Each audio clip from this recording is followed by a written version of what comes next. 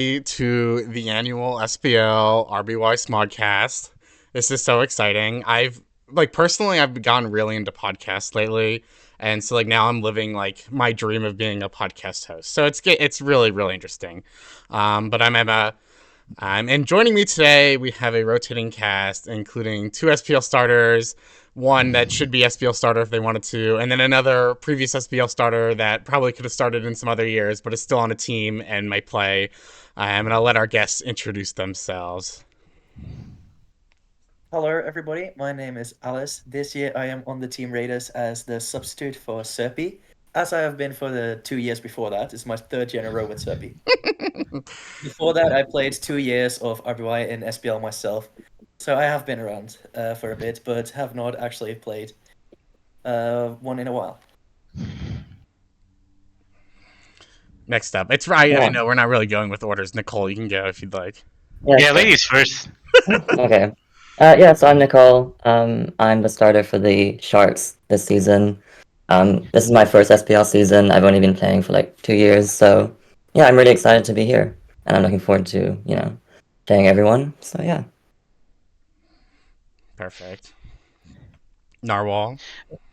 Oh, sorry. Yep. Oh, I'll go. Yep. SaDiSTiCNarwhal, former Tiger, 2-6 on the sheet, unfortunately. But Emma and I win or sometimes, so that's pretty cool. Playing RBY 7 years now, so yeah. And finally. Okay, I'm Sceptross. I'm the starter for the Cryos this year.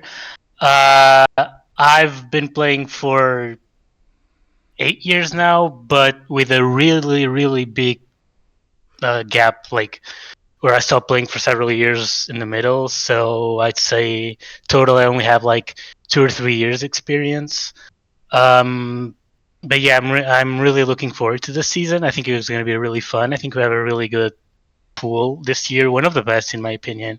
And yeah, I think I'm really, really excited for this. Yeah, so 5 current/past SPL starters. I'm also not just a podcast host. I've played on the Classiest BIGS and Raiders. Aliss and I won SPL 13 together, and then I supported Nails the previous 2 years. This is the first SPL I've not been in a chat / on a team / rooting for somebody since SPL 12, which was 2020. So I'm excited to just kind of enjoy the vibes and be here for the show. Because being an SPL is, of course, everyone knows a shit ton of work at times. But like Sceptross mentioned, we can just start with some general thoughts on the pool. I agree, it's pretty strong. Maybe not as strong as last year's, where we had ABR randomly deciding to play SPL, Troller in his final year, Serpy and Felix, the Germans, at the top of their game as always. But what do you guys think overall of this year's pool? And I'll scroll down to the bottom so we can see the entire tiers and such, or the entire teams.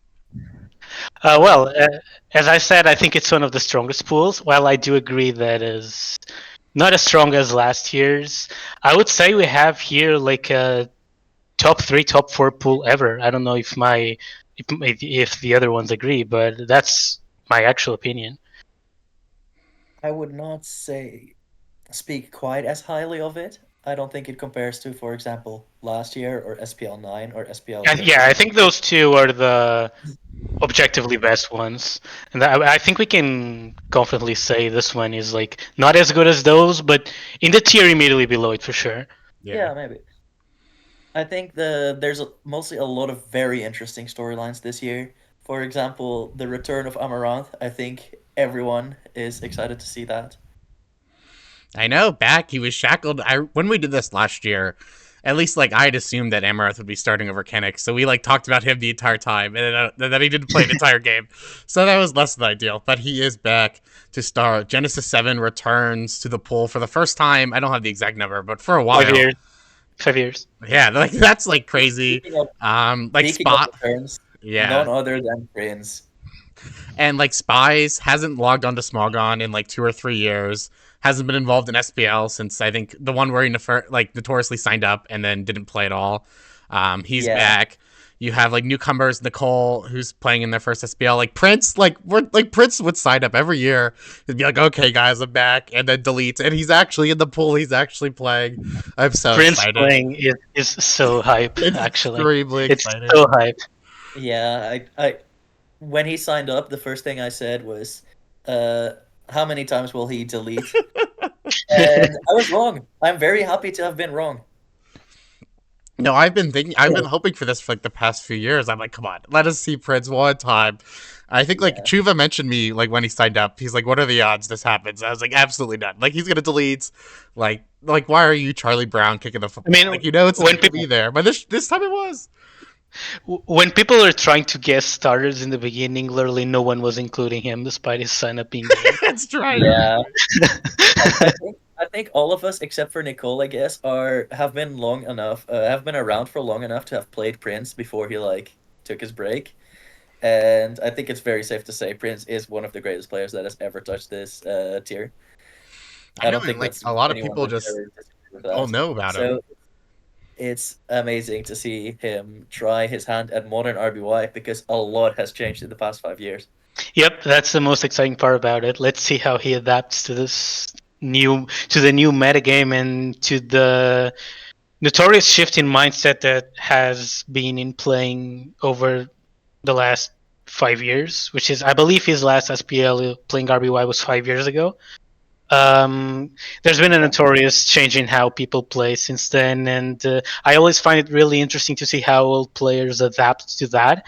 And just like Aliss was saying, Prince is like one of the greatest to ever do it in this gen, so it will be especially interesting to see how he does. Yeah, I think for the pool as a whole, it was always going to be really hard to replace Troller and ABR from last year. So, but I think the RBY community has really come together, and like the pool here is just very, very strong. We've got pretty much household names for pretty much all the starters. Maybe Genesis 7 is a little bit below, but to me this is still pretty much the strongest 10 active RBYers plus the surprise signups in Prince and Spies, who we get some of those like every year. Like last year, I think Kaetis was not really expected to sign up, but he still did. So yeah, we get some of those every year, and this year it's Prince and Spies, who I'm very excited to fight for sure. Yeah, Prince. He's the only player here who hasn't even played in like RBY Invitational. Like I've asked him every year, and he said no. So this is really the first time we're gonna see him. And Prince is the kind of player you have to ask every year, even if he says no literally every year. Yeah, he just randomly decided. He could say no for 10 years straight. You still have to ask him. Yeah, and he's decided. And like Spies wasn't even gonna get to play because they extended the signups by like 24 hours or something, and Spies got in like with that bump. So like he shouldn't even be in the original pool, but I'm thankful he got he got his return. Yeah, he needed his account back for it. It was like aside from God, like now he's got to play. And then we didn't even mention like Nails isn't in the pool anymore. This is like the first SPL without Troller and Nails in like 5+ years, probably, or something like that. I want to say 7 years. I want to say 7 years. Yeah, which is so. Even though this is like it's a new era of RBY, but the pool's still like really, really good. Like even I would say like Genesis 7 and maybe like Genesis and Nicole are probably ranked lower in the power rankings. I haven't read them, but like Nicole just finished second in Invitational, and everyone in the community was like obviously they should be in. And then Genesis 7, like he's played in SPL and he's got some like pretty impressive like individual stats, which we'll talk about when we get into them. But even like the so-called like bottom of the pool is like looks tough and is exciting. Yeah, no, actually, to correct you real quick, Nicole was like 4th or something on the power rankings. Oh, well, good job, everybody. I was not aware of your game. People are really excited to see Nicole because she's the only person debuting this season. A lot of people obviously weren't in like the past few years, like Prince, Spies, and myself. Genesis, or Sceptross, yeah, all of y'all haven't played in like several years, but Nicole is actually the only person that's like actually debuting. So it's quite a lot of. Although if you allow me to say it, for me this feels like a debut. Actually, you guys can laugh about it. You guys, that's literally how I feel about this. You are no longer the same person that used. I'm not the same person I was 5 years ago. I feel like I've started over one and a year ago. Amazing. And unless anybody has anything more or so about the general pool, we can move on to going through each team, team by team. As you can see on the screen, we have the team core. So for the Ruiners, we have Amaranth, who is 7K. They also have Laro Axel as well, who has SPL experience, done well in Invitational. We have the stats. Each team will have their all-time SPL record, then their record specifically in RBY in SPL, and then their overall sheet record. Their invitational stats, their overall record here, and then these are their finishes. Left is like the least recent, and right is the most recent. And then for individual stats, I pulled everything that's from like the RBY circuit that you finished like a semifinals or above, highlighting really good invitational finishes, and then also some old Pokemon Perfect, either like the rankings they had on the sheet, or if they'd won like a cup or a master tournament, those are in there as well. And then lastly, I've included just that people can read while perhaps they watch, like things I've previously ran about all these people. There's some other good writing, like Teal 6 has done the power rankings and some of the invitational write-ups. I didn't include those, but those were really good. I only included mine. Some of them are less serious, like this one is just the Amaranth, this meme. I will say, like, as an engineer, like, this is a terrible graph. Like, it just says wide X. Like, what do the axes mean? Please tell me. But it is hilarious. But I'll like expand some of the more serious ones that people can just read along about our heroes. But we'll start with Amaranth on the Alpha Ruiners, making his return to the starting scene. Who wants to start us off? I can start this. Amaranth was ranked, I believe, 8th in the power rankings.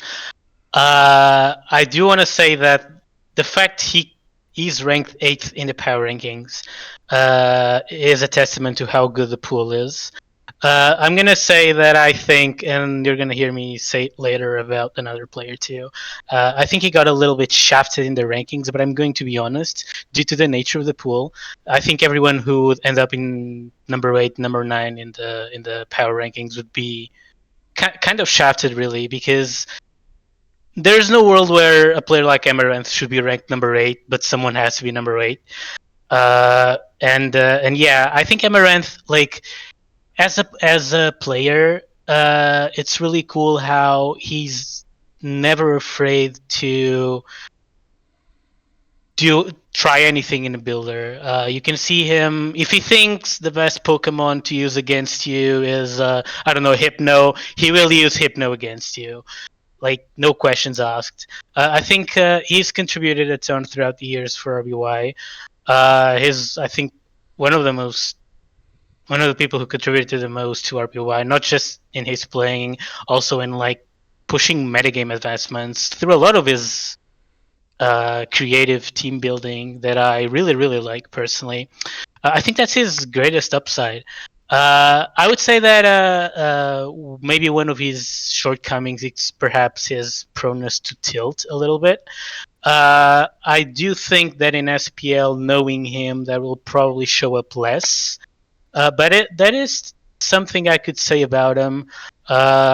Nevertheless, I think he's very talented. I'm really happy he's playing finally this year. I think he deserved to play last year, and I'm really looking forward to see what he's doing this year. If I may add to that, you say he has contributed a lot to RBI, which I agree, but you mostly spoke on how he has contributed as a player. But I will say Amaranth has done a lot for RBY outside of the game as well. Definitely. He was a tournament director for a while, but also for RBY specifically. Has made a lot of great content. Check him out on YouTube if you haven't yet. Facts. And I think it's safe to say that he is one of the biggest enthusiasts of the tier. So to see him put that motivation, that attitude back to work, I think is going to be a very good thing to see. Yeah, like, I definitely would never have gotten to the point where I could have played an SPL without Amaranth. He's, like, somebody who taught me a lot about, like, how to play RBY, and especially, like, how to, like, prep in a manner. Like, when I made my debut actually playing an SPL 13 against Mako, I was like, buddy, like, please tell me, like, what do I do? Like, help me out. And, like, he helped me out. He, like, gave me his prep notes. And then when we got the team together the following year, when me, him, and Nails were all in the Classiest, like, it was just... I got to learn so much from playing with him, and then Nails too, of course. It was absurd. Like, just seeing the way how he approaches RBY, about how he notices just such small little details, anything that can give him an advantage in the builder, and he presses those to victory. It's just like absurd. Like you mentioned, using anything. Like he brought like Lapras against Chuva 2 or 3 years ago and won with it, and like it made perfect sense why he did it too. And I was just like fangirling. I'm like, oh my god, like this is what you want to see. Like this is like the mastermind at work. So I always hold Amaranth in very high regard. I think he's like a very, very strong prepper and also a very strong player. And I'm very excited to see him back on the big stage. Yeah, I mean, Yeah, he's really grown from back when he first won Invitational and first played his first SPL, when it really felt like he had a lot to prove, and he kind of used to act like he had a lot of proof, but he has really become this community pillar. Yeah. I probably should have gone before Sceptross because I feel like he stole literally everything I was gonna say. I had some notes before and it was legitimately like word for word. But yeah, I think another one of his strengths is that compared to the rest of the pool, he's historically, done very well in SPL. Like 1921 overall, there was obviously the unlucky 2-7 season that, factors in that, but it's a very proven player. And I think a lot of this pool is pretty hard to rank. I think there's a big cluster of players who are all around the same level. And I think where you rank them really depends on what strengths you value in a player. And if you were to rank Amaranth high, I mean, I think it means that you value, strong prep, and it means that you value historic, proficiency in the tier and at his highest level of SPL. So I think it's completely reasonable to rank him high if that's what you value. Yeah, I agree with you. He's even like he's in good shape too. Like he just finished third in RBY Invitational. Like Yeah, as well. Because like I think there were a few years where he was a little bit out of the game, but I think this year he seems very motivated, and the results are, Yeah, showing that's what I that. was trying to get at earlier. He also got to round 6 in RBY Cup, I think. So yeah. One thing I would like to touch on, Sceptro's mentioned it before, Amaranth does have a bit of a reputation as a tilter. Emma included the graph made by Green on Fire above. Amaranth is known for the sometimes getting unlucky streaks and perhaps dealing worse with them than other players would be known to. And I think that would be his main flaw as a player. I think he's really strong when he's in the zone. So as long as his season goes well, I do predict him to finish strong. yeah, we'll see how he starts. I know he's got like a banger week 1 matchup against Chuva, but like in that 2-7 SPL we referenced earlier, like he just didn't start off well, and then like it just kept pounding up on him, and then like it was just eventually a lost season. So it's gonna be really important, I think, for him, probably even more so than a lot of the pool, to get off to a fast start, and like get the momentum up, and then keep hopefully like pulling along. Yeah, I would say I would generally expect Amaranth to do well and finish with a positive record this season. But as Emma said, it is like rather important that he does find his footing and probably does not go like 0-3. And that would bring me to my next point, which is if he does, the Runers have a very strong player on the bench in circuit winner Laroxel.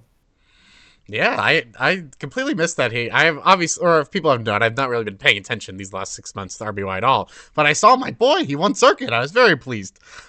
He also finished 3rd place in the previous invitational, and he played in SPL with me and Nails in the Bigs last year.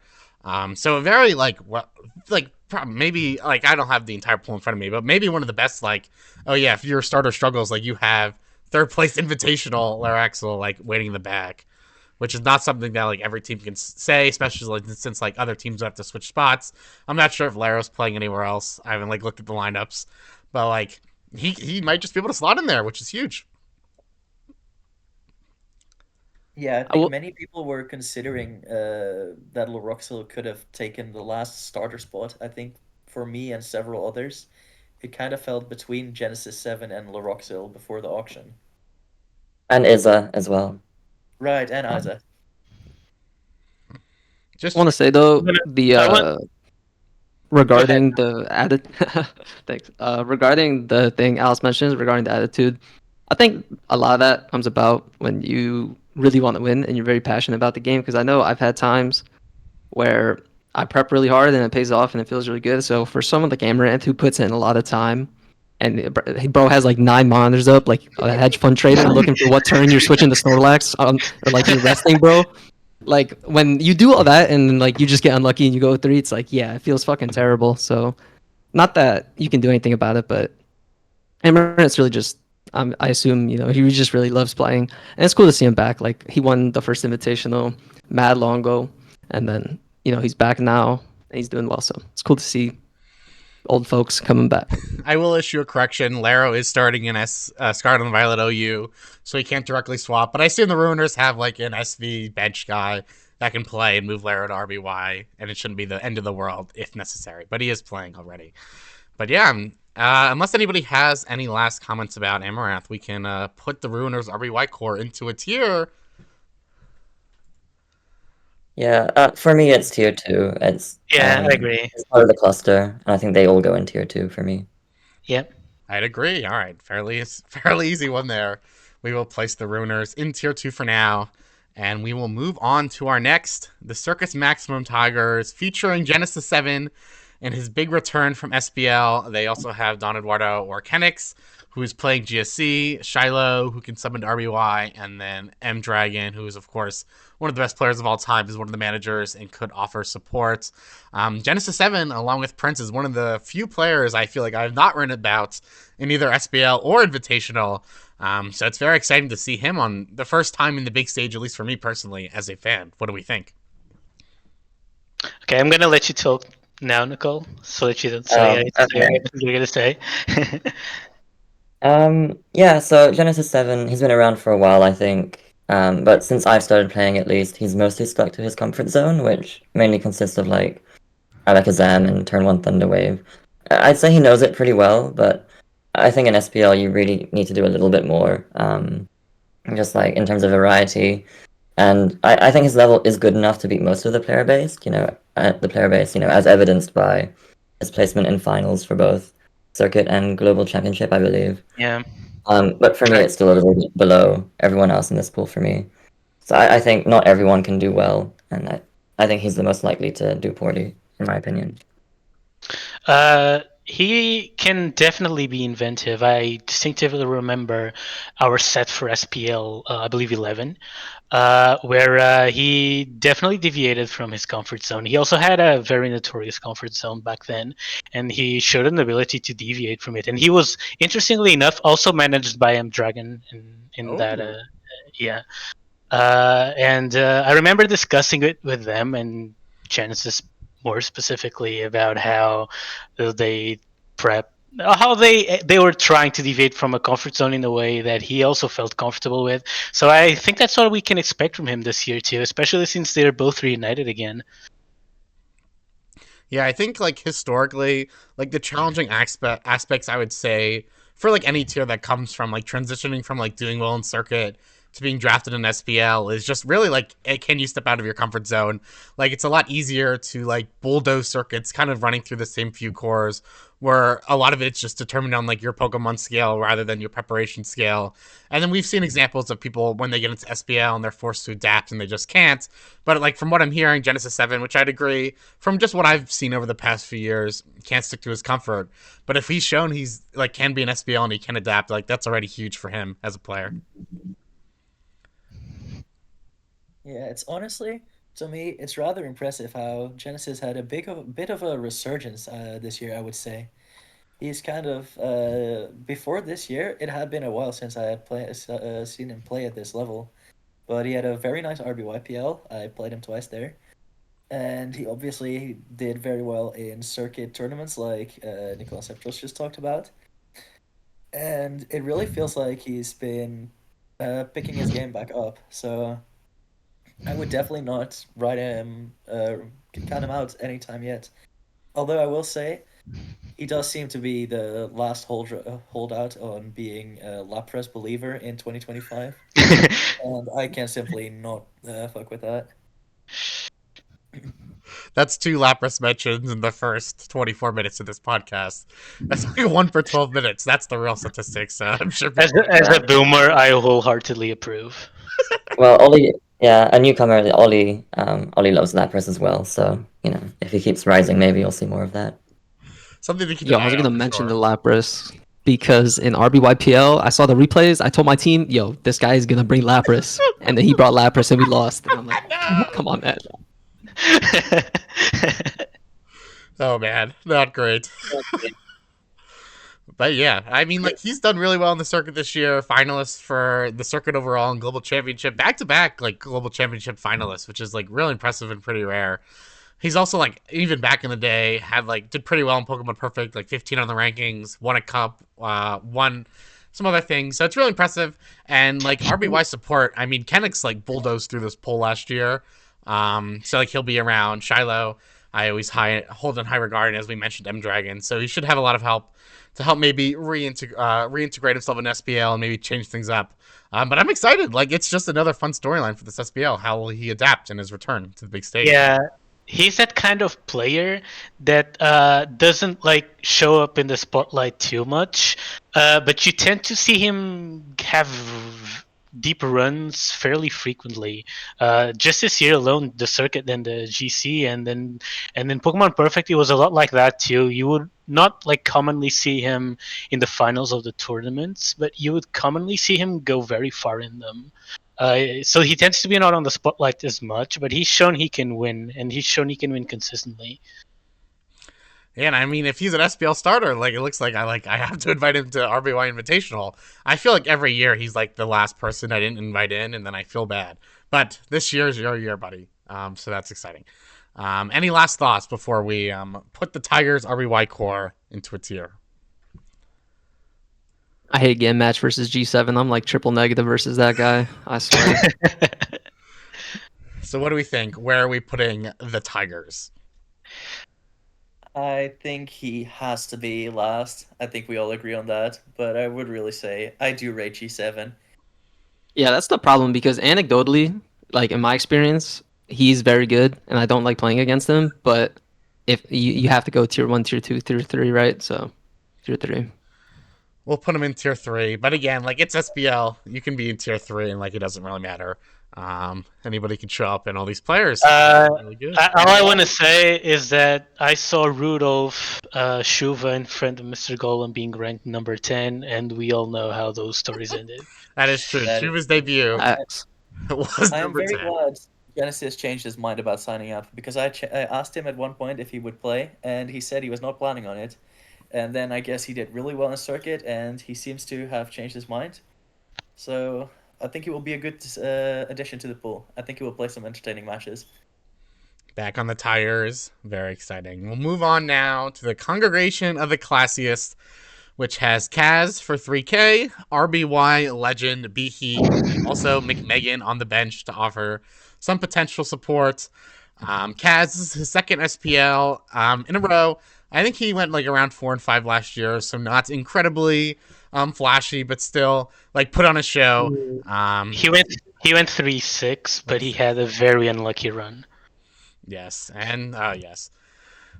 So what do we think of Kaz coming back this year? I'm really excited about it. I thought he was not going to do it. For those of you who may not know, Kaz is my oldest friend. The community is still active. I'm always excited to see him play. I think most people actually see him as this inventive player who shows up with Sand Slash and, if not even more arguably, not so good stuff. But I think his shining point really is his piloting. His piloting is simply top notch. You do not see Kaz choke. You see him do. You don't see Kaz like mess up at all. I really think that's his strongest suit, and I think he doesn't get enough credit for that. I remember when I was an up-and-comer, I always used to feel like he started like, I want to say 1 year or 6 months before me, and I always felt like he was 6 months ahead of me in like how good he was, you know? Like I always felt like every time I'd make a leap in skill, I'd find him already on the next ladder. He was actually like a bit of a role model for me of sorts. And I'm really, really excited to see him play. I really thought he was not going to do it this year. I think he's going to do great. Or rather, I know he's going to do great. He's going to play great. But you never know how results go. But I can say for sure he will play great because that's what he always does.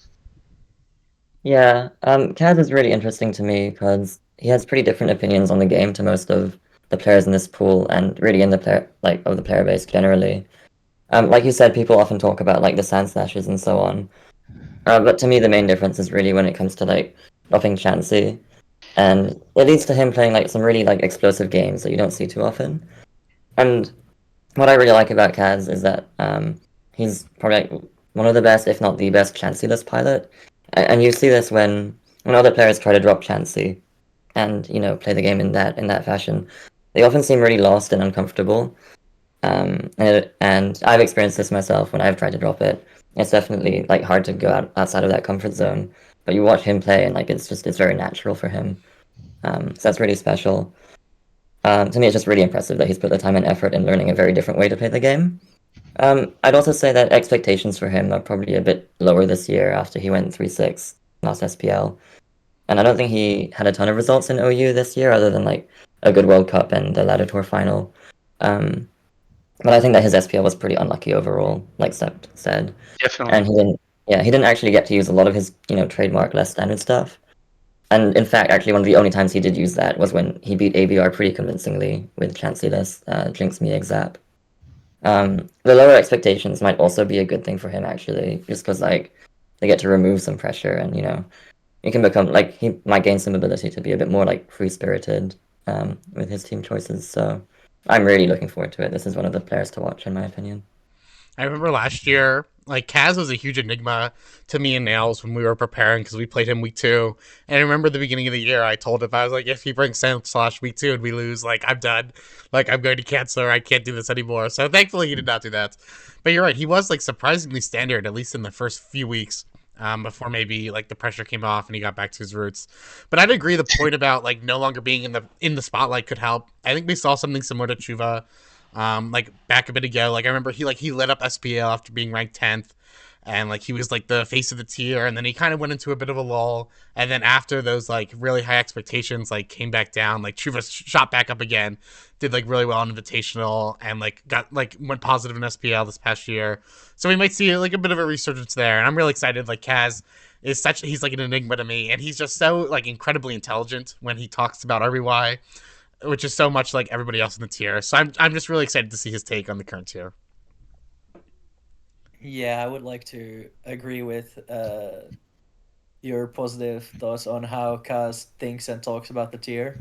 I have several friends who more recently have been getting into RBY and have been enjoying Kaz's wisdom in part. And pretty much everyone has only good things about to say about the way Kaz talks and thinks about this game. He's very well spoken and well articulated, and he's honestly like one of the best players at like explaining his thoughts. I would say he's just a very smart and methodical player. Yeah, should be like super exciting. I'm glad like the trio. I think of like we mentioned before, like Kaz, Chuva, and Spies. Like you never know, are they gonna sign up? Are they not? And I'm really glad that we ended up getting all 3 of them, not only in the like having signed up, but like actually going to play. Yeah, Chuva will always sign up. He will always sign up. Trust me. Well, he's gonna really not buying Kaz not playing. I thought it was always gonna happen. So I'm glad. I talked to him a lot in the previous days, and I actually thought he was not gonna sign up. I know him very well. At least how he shows himself online, and he this year it really felt like he was not gonna do it. About Shuva, I guess we can talk more about him once we actually get to talk about him. But he was always gonna do it. He likes to use his sign up as leverage to get other people to sign up. He was talking to me. He's like, oh, okay, like if you sign up, like what if you go tag like Marco? Yeah. I'm like, I don't know if I'm really gonna move the needle for him, but like sure, like I guess. Any last thoughts on Kaz? We talked about a lot of his positives. I think one of the shortcomings of Kaz might be just because I want to like do this a little bit. Also give both the plus and the minuses. I think Kaz For Kaz, the biggest challenge will be the endurance he has to go through SPL, mentally wise. This is a very long tournament, and I think that's perhaps one of the struggles he has. And that will be key to determine like how good he will perform, especially in the later stages of the tournament. Yeah, SPL is long as shit. Like my university's on the quarter system. Like SPL is like more than an entire like quarter of me at school, which is just absurd to think about. Like I take I have exams like 3 times every 7 weeks in university, and like that's not even like SPL. Like SPL goes further than that. It is a really long tournament. And like it is. endurance is really important. Yeah, I think the last thing I would like to say on Kaz is that I think I don't remember if it was Sceptross or Nicole who said it before, but I really do feel like Kaz is at his strongest when he feels himself and is confident in his brings. He's trying out things a bit more. And Definitely. I really do wonder how the presence of Megan, who is also a crazy true. RBY cook, we were actually talking about that. Galoppa. I don't know. I don't know who had the idea of joining these 3 guys together, but I love it. I would love to see a Galoppa this season. I don't think it will get quite that insane, but I am excited to see what Kaz and Roro and Bihi, maybe even Dice can come up with. Yeah, I know. Like something I was gonna mention is like Kaz doesn't really have any like dedicated like support. Like who knows how much like Bihi or McMegan will be involved. They obviously have their own slots, but if they are to be involved, I hope it is McMegan like telling Kaz like go crazy, like do what you're confident in, and like we'll see how it goes. Yeah, he's the kind of guy to like Kaz decides to build some Venusaur Sand / team, and Roar will just go, no, that's not crazy enough. Keep going. Very exciting. I can't wait. Like everybody in the pool, like especially just like purely a spectator, like it's all very exciting. Yeah, I think like there's an identity to every team here, like RBY wise, and that's really cool. What tier are we putting Kaz in? Or the classiest per se? Personally, I'd go with tier 2. I would go with tier 2. The only reason why I would maybe consider tier 3 is because if Kaz does struggle, there's no real backup for him. Yeah, like are you gonna take McMegan or BE out of their tiers to go to RBY? Probably not. Like it's really just it's gonna have to be Kaz. Anybody else want to chime in? Like we have some disputes. No, I think tier two is good. Yeah, that's right. All right. So do we want to put them above or below the Ruiners and Amaranth? I mean, you're gonna hear me say this a lot, but I think it's fairly even. Yes, we could cower it out, and I could just go like this. But you know, I'd put Kaz a little bit above. Yeah, I was going to say thing is just a little bit sharper. If I'm like between a wall and the sword, and you ask me choose one, I think I would choose Kaz too. All right, we'll put them above. That's what the viewers want to see. You know, I'm sure they're foaming at the mouth for hot takes and such. We'll put them there, and we'll move on to the first team with a starter on the podcast, which is always a funny dynamic when it comes to discussing. But we have the Chronicles with Sceptross. I'm just gonna shut up and let you guys roast me. You can chime in at the end. We also have 48, who I think this is his first SPL, and he might be starting Black-White. I definitely should have looked at the week 1 matchups. That would have been helpful. And then also Vileman, who I feel like has always been on the Cryos and has always kind of been like in that RBY GSC bench slots. He is also there for help. And what do we think of the only person who's played in every invitational and is yet to finish in the bottom half? I can start. I'll just say that I'm a little bit biased here since Sept and I work pretty closely. I think we're pretty similar players as well. So you know, to me he's a little bit German even with how he trusts his builder. He doesn't really deviate from it a ton. Obviously he'll have some experimentation, and but mostly it's with changing the sets. And like I'm pretty similar. I feel I don't really stray too far from my comfort zone. Which, you can view as like a strength or a weakness, really. It sort of depends how you want to look at it. I think there's a way, definitely, to stay within it and, still mix it up enough that people can't really exploit it very well. I think people might have reservations about his, 3-8 overall SPL, But to me, that was, quite a few years ago, and I think he's a very different player now. And since his comeback arc about a year ago now, he's Yeah. performed at a very high level. I think he's kept up his positive win ratio in Invitational this year. Yeah, I think well, is he the one with like the most amount of wins in Invitational history? So that goes to show. I think Invitational is a really strong tournament with pretty much exclusively very strong players. So to have that is a great achievement for sure. And I think he came second in the winter seasonal. Yep, this past Um, year. yeah. And he's always really played well against the rest of this SPL pool. If you look at their head-to-head games, I remember some absolute like heaters versus like Felix in Global Championship. So I'm not really worried. I just think he'll do great. I can I confirm. will say I think he's someone who needs confidence to reach his top level. So depending how the season goes, the confidence levels might fluctuate. But for right now, I think he's in the right headspace to get there. So it's an exciting season for me. I can confirm Sceptross has the most wins in SPL or in invitational history at 17, with the next closest That's what you're going to be saying in a few years. Don't worry. with friend of Mr. Golem coming in second at 15. So he's got +2 on him. Right. Yes, I would like to agree with Nicole and with what Sceptross said himself before. I really do feel Sceptross is just a different player than the 3-8 that we're seeing on our screens. So much time has passed by, and he took a really long break and has leveled up a lot since.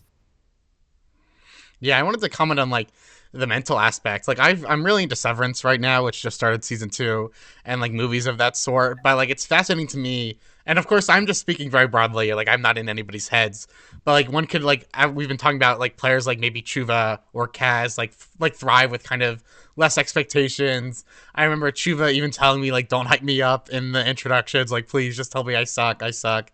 And they kind of need that to thrive versus like maybe Sceptross like needs like that confidence boost to really do well. So it's just really fascinating from like a psychological perspective, like something probably a lot of people don't consider when it comes to playing SPL. Yeah, when I say confidence, I mean more like self-confidence and being very, sure of yourself and, not letting negative results or whatever like get to you. But I can't really foresee much issue right now. But I know that I function in a pretty similar way, so. I think, as you said, self-confidence is very important in a game like Pokemon, where you really have to trust your own ability to make the right plays. So I think with this renewed confidence from Sceptross, we will see an entire new version of him, and hopefully closer to the one we see in Invitational than the one we saw in the past. Anything you want to add about yourself? And I don't like if you. I don't know if you want to give away any secrets, but anything you want to throw in. Yeah, I mean, it's always weird to talk about myself as a player, right? I think I have to agree with what everyone has said. I think I was a very different person and player 5-6 years ago. 5-6 years ago, I was a big proponent of playing defensively over offensively, and I think that hurt me a little bit in my first stint too. Me and Kaz were notorious for following that kind of play style. We got a little bit from Rudolph, but I think Kaz realized faster. Here goes the always being a little bit ahead of me I was talking about before. I think he realized a little bit faster that was not the way, and that was the difference. Like that my first SPL is when I truly realized it, but I had to go through the whole season to realize that. Whereas Kaz probably figured that out before the season, and that made the world of difference in our records that year. I'd say I'm also very different as a person, and I think people who've seen me around back then and see me around now, and Aliss is probably one of the people who can attest that better out of everyone because she's been active. Well, she was fairly close to me back then and also seen me right now. I think I'm a very different person. I'm a very different person than I was back then. I guess you can say I'm a little bit of a late bloomer or something like that. All of this to say that I agree with all of you. I also agree with Nicole. You're gonna hear me talk about her a lot, like how she talked about me when it comes to talking about her. I also agree that we're very similar in playstyle and mindset, but we'll get to that when we have to talk about her. And just like briefly, like when like me and Alice have prepared for players of the last 2 years, like I kind of put them in the boxes. Like I like relating my current like experiences to my past ones. Like I would say like the Germans, of course, I would say share a very similar approach. Like Serpy, Felix, Clark when he played in SPL. And then I would say like you guys, like Nicole, Sceptross, Kaz, like Chuva, I kind of put you guys into a box as well. Like kind of the same approach to the game. That's You're not the first or the second yeah, I'm person sure. to say that. And then of course you have like Troller on the like in his own section, and I'm like, this guy's just so much better than everybody else. But like regardless of that, I definitely see the parallels in how you guys their play. style as well. Oh, sorry, go ahead. Sorry, I was just agreeing with your what you were saying, and I was saying the Italians have their style as well. Like Oh yes, Amara. of course. Anyway, one more thing I would like to say about Sceptross is that last year I think many people were expecting him to fill the 10th spot. Indeed. I guess you could call him last year's biggest snub. And I think No. It still comes to haunt you, doesn't it, Emma? Last time someone had that title, we saw great things. I know. So we might see similar from Sceptross this season. I mean, yeah, it's a good title to have. I remember when Sceptross, when we learned that he would ultimately not be drafted last year, I just remember Amaranth typing out in all caps the bad ending, and I was like, yep, this sucks. But at least, like, you know, we are a year later, and he's back in the pool. So justice is delivered, and we'll see what he can do. Any last thoughts before we tear up the Cryonicles? Yeah, actually, I would really like to ask, Sceptross, how has your dynamic with your supports been? 48 and... That's actually really funny because I'm friends with a lot of people in this pool, and they've like I've had no shortage of people like asking me to play games. Like I don't even need to go to people; like they just ask me. That's something I found like great, and it's the first year I have that, and I think it's gonna be great. Like I had both of them like really, they're constantly asking me for games, not just the two of them. That's been really great. Also, like having both them and people I'm already friends with. I feel really supported this year. I dare say, and this is always a little bit subjective to say, but I dare say that in terms of quantity and probably quality too, I have the best support. I love how much people have been helping me. Yeah, you know, like having that support is always super helpful, and it's like it's another like fascinating concept. Like who you're friends with in the pool, like it ends up usually being pretty helpful. Like you guys can work together depending on the schedule goes. Like I know when me, Amaranth, and Nails were together, like we played Troller week 1, and then after that we were able to discuss the entire rest of the season, which of course then was really weird when we faced Troller again in the playoffs after working together all year. But like having those, like not only having those friends on the other team, which is always great, but even more so having those friends and that support on your own team where they're always like just focused on like helping you out is really helpful. So like it's a really strong RBY core. Where do we want to put them? I think it's again in tier 2. I think where you put them just again depends what you value in the player. A lot of tier 2. I'd agree for sure. And then where in this, it's going to be super tough to rank them. Where do we want to put them within tier 2? To me, I think it's going to be really hard to put Sceptross above Amaranth and Kaz, because I do believe he has become a new version of himself, but even then we are looking at people who have put up positive SPLs before and have made it to grand finals of Invitational, have won the Invitational before. And while I do trust in Sceptross to put up these new results, I'm going to have to see him do it first. Yeah, we can use the excuse of like not actually having seen it to put him below, even though it's going to be really tough. We'll put him last in tier 2 for now, but like that's going to be really congested in there. Something has to be the tiebreaker. Yeah. And then moving on, we have the Tyrants, headlined by 3K Spies, who, like we mentioned, signed up at the very last minute and sneaked in. Solwind is also on that team, and as well as managed by Markup as well to provide some support.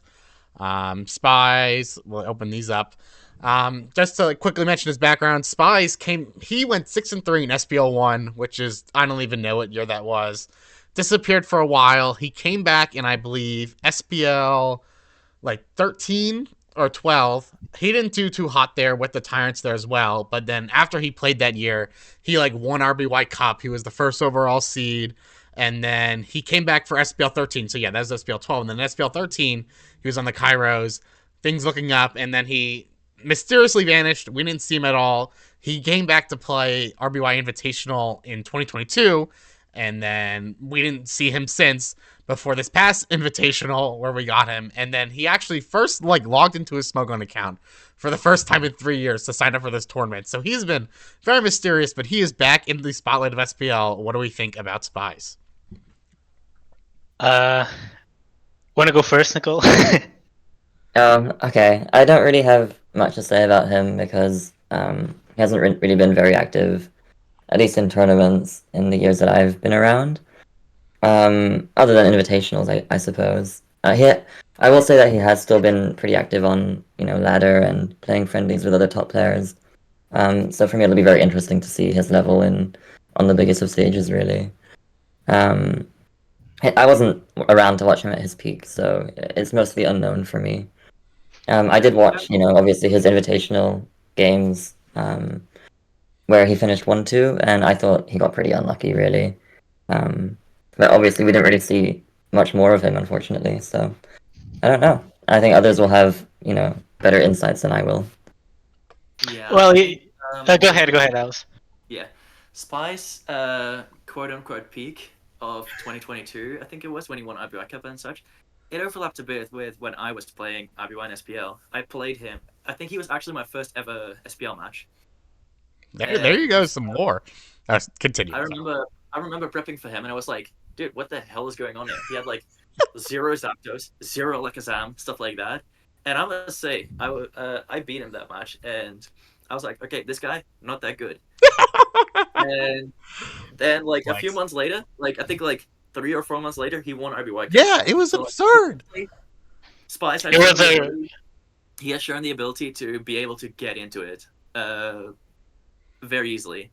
And I talked with him a lot back in like, even when he left the Cryonicles, I still talked to him a good bit because I was playing this season, and I talked to him about my prep a lot.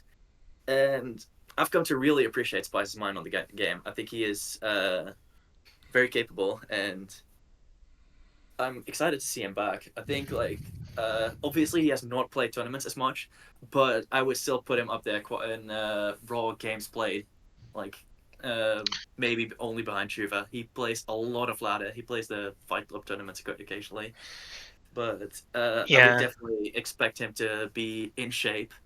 I don't think there's going to be any rust. There's not going to be any rust at all. We are talking about his case is especially interesting because we are talking about a player who's been extremely active, but at the same time extremely under the shadows. It's very unique. He's been, it's a very unique situation because he's been very active, but like people just don't see it. That's why, like, I remember on the RBY Discord, people were saying, "Oh, Spies is he might be too rusty." Like, no, he's not going to be too rusty. Sorry, guys. He's been extremely active this year. And like Alice was saying, he played a ton on the Fight Club, which, by the way, you should join if you want to get better at RBY. Sorry, Emma. No, had to do it.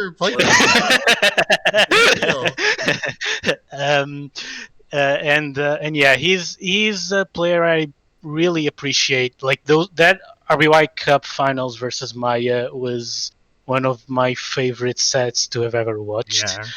That set was just epic. Yeah, Maya is an extremely talented player. One of my oldest friends too. I'm really sad that she didn't continue after that really good run in RBY Cup. I was really hoping she'd start that SPL, but she ended up being a sub. But yeah, we're here to talk about Spies. He is. He has a. I would either say he does not deviate much from our box, like Emma called it, like of Nicole, me, Shuva, and Kaz. I rate him very highly. I'd also say he got a little bit shafted with his ranking, but I get it. Like this is like this is a very close pool, and people have to tiebreak somehow. It's like Alice was saying before. We have to like use some criteria to tiebreak, and I guess it makes sense that when he hasn't played or been on the spotlight for a while, it makes sense that he ends up in the lower part of the power rankings. But don't expect that to equate to lack of skill, because there is no lack of skill. I was really looking forward to play him in Invitational, but he ended up losing versus Shiloh. Because we actually played against each other 2 years ago, I believe, for Invitational, and he won. But that set was a little bit strange. I was really looking forward to like playing him again after that set. But yeah, I guess it was not meant to be. I guess it was meant to be this year now in SPL. Yeah, Sceptross versus Spies, round 2, RBY Invitational 3, which was summer 2022. So we're gonna get the rematch like 3 years later. But it really built up, for these last few years, and it's really gonna hit when it happens. Yeah, Spies returning after 5 years on the Tyrants again. It's a nice storyline. Yeah, it's just crazy. To tell one more story about Spies, to just tell how insane of a player he is. The classic that he played where he won RBY Cup. Yeah. He managed to make the playoffs despite only signing up for RBY and GSC. He made playoffs with 2 cups, and everyone thought, wow, he only plays 2 tiers. He's versus Solwind, one of the best players in the game of all time. Obviously, he's not going to stand a chance in a best of 5 if he only plays 2 tiers. And then he ended up beating Solwind. Yeah, like, I'm crazy. Spies' ceiling is sky high. I think he's going to do great. And I'm really excited that he's back. I just love the storylines. Like, I got really movie pilled recently, and one of the things I look for is like really impressive narrative storytelling, and like all these SPL players have that. Like Spies, like I can't wrap my head over going like 6-3 in SPL 1 in 2010, and then coming back in like 2021 and like winning RBY Cup, and now in 2025 like starting an SPL again. Like it's so exciting, it truly absurd. And with that, any last thoughts before we tear up Spies and the Tyrants? Well, I would say, I know we're getting repetitive, but I would say tier 2 again. I do expect tier 2 to be huge. This is going to be maybe a hot take. I think Spies is the best player of that we've gone over so far. That's fire, yeah. Anybody else feel strongly of where we put him? Yeah, tier 2 is going to be absurd. Well, it's like Nicole already said a couple times. How you rank tier 2 is probably going to come down to what you value the most. So I'd be down with him in any placement in tier 2. Any other thoughts? It's really hard for me to say anything because I just don't really know. I found when I had to submit my power ranking, Prince as well. It was very, very hard for me. I'm fine just deferring to whatever you guys pick. How do you feel about it, Narwhal? Me? I guess most of the stuff is ladder and Fight Club, which I've not done most of the last year. So the only stuff I know about Spies is mostly from the one SPL and Invite. I'll make the executive decision to put him here. We'll keep him next to Sceptross, who I think he's like you said, very similar to. I'll use my personal bias. Like, I like Amaranth a lot, so we'll put him above Amaranth. But like, I think we can take these tier 2 rankings with a complete grain of salt. Like, whoever's ranking them has different criteria, and it really comes down to them. But I'll put him there. Oh well, we'll deal with it. And moving on, we have the Ever Grande BIGS under new management, which I'm personally very excited to see. And we have Chuva for 14.5K, who will be supported on the managerial side by 2 stars of US Northeast ABR and XCal, which would be really, really exciting. Chuva is now here for his 3rd or 4th straight SPL. As you can see, I've written about him a ton. As you can see, honorary new player ranked last, and then he won 8 games. What do we think of Chuva? I think he's the most overrated player in the pool. Sorry, this was a joke. He was DMing me about how we were just glazing everyone, so I had to do it. Yeah, I mean, obviously we're going to glaze everyone, right? This is SPL. Everyone that deserves to be here. So, in the spirit of glazing everyone, I'm gonna continue by telling y'all about Chuva is honestly one of the hardest people I've ever had to play against. My head-to-head record for Chuva is bad. We've played a lot because we both are quite active players. At least I was back when I still focused mainly on RBY. And in SPL 13, which was his debut, I believe. It was SPL yeah. 13. Yeah. We played twice, once in the regular season and once in the semifinals. And in the semifinals, he backed me 2-0 in a best of 3 in like 8 minutes. I do recall that match, and I was like, people still make fun of me for that. absurd. This And is it, insane. I think it took like 6 sets before I first took one off of him. Chuva is, I think, bar none, the person that plays the most RBY, just like raw numbers. He plays everything. He plays ladder like it's all day, every day. it's actually funny because people tend to say, "Oh, Shuva doesn't play that much. He only mostly shows up." No. Over." No, I don't know how you can do that. no. Who thinks that probably only has like a very holistic view of things because he plays everything and a ton. He's on ladder. He's on the Fight Club. He plays SPL. He plays Invitational. He plays on WC. He always participates in PL, even if mostly on the shadows. But I think that's a fairly known fact. And he plays a ton during PL. He played GC. Ladder, anytime in the day, anytime in the night, he will be there. Yeah. Yeah, Chuva, I remember in SPL, or 2 SPLs ago, when it was me, Amaranth, and Nails on the Classiest, we had started off so well, like 4-0, and we were going into week 5, and we faced Chuva, and I remember, like, we just got punched in the mouth. Like, it wasn't even Nails' fault who was playing. Like, he had just completely out-prepped us, and then, like, it gave me such strong feelings, because I remember after I watched Nails play, like, I was in Puerto Rico studying abroad, and, like, me and my friends went out to dinner, but all I could think about was Chuva beating us so badly in the builder, and I was like, fuck. And then the following year, when it was me and Nails again, he beat us again. So Chuva's kind of been our kryptonite. That's another, like, fascinating dynamic. When you play against, like, your friends so often in these tournaments, like, the preparation mind games can go really, really crazy, and I just, like, always lose them against Chuva. Like, I really respect his ability to prepare, and then, of course, like, his ability to pilot.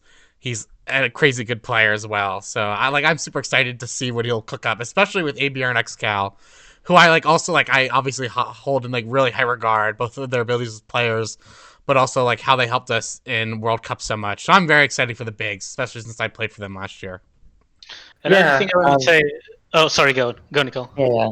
I was gonna say that he's also one of the biggest metagame innovators. Not necessarily like coming up with a bunch of new ideas himself, but just in like popularizing things like, Boomless Eggy, for instance, alongside with, Kaz, obviously. To me, it's really, really cool that he's working with ABR and XCal, who are, to me, 2 people who push the metagame maybe like the furthest of anyone in 2024. And you can see this, now with the sleep game plans and the proliferation of, Reflect, Boomlax that everyone is using right now. I think they're also some of the first who I saw use Jinx Zap, which is a fairly new team. I think that has like risen really quickly in the meta. I'm not sure how much these guys will cook together, but if they do, I'm not gonna talk anymore because you said what I was gonna say. Oh, sorry. Yeah, I'm not sure how much these guys are going to put together, but if they do, it will really be a treat, and it might even shape a lot of what 2025 RBY looks like. I think it's funny that you call Jinx Exab a new team. Actually, I think that like was common when Just I like started. More specifically, it's how it's being played right now. It's been having a different dynamic from before.